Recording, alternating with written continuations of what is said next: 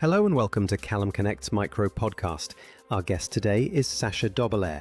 Sascha is a seasoned founder and digital strategist leading One Siler PIM to simplify and scale global product data.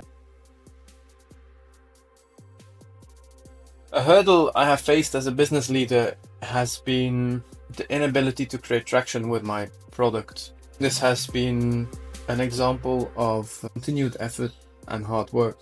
Because often when we want to introduce a new product or service into the market, it allows us to create our own reality, but it also creates an environment where we as business owners don't always understand how our buyers look at what we're presenting.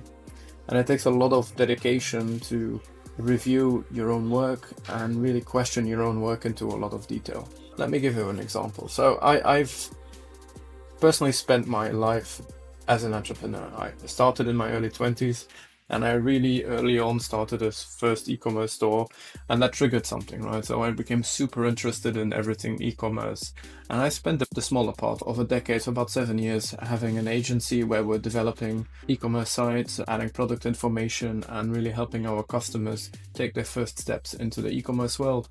And then secondly, we were also optimizing larger stores in the Magento 1 days to grow their business and really get the support they needed.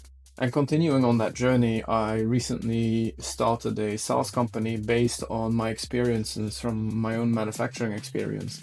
So I used to manufacture pet products, and it was something, a great pride and joy. And this led me to discover what product challenges people really face on a day-to-day level, especially at scale. If we're talking about 100,000 SKUs, 200 and more, but already maybe from 10,000, or in some cases maybe even from 1,000.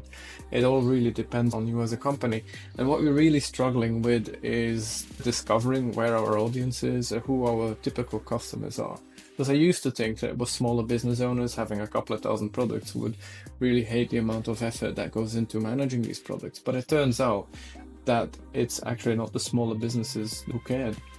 They don't quite recognize this problem, and when we go into bigger companies, then their problems are expanded tenfold.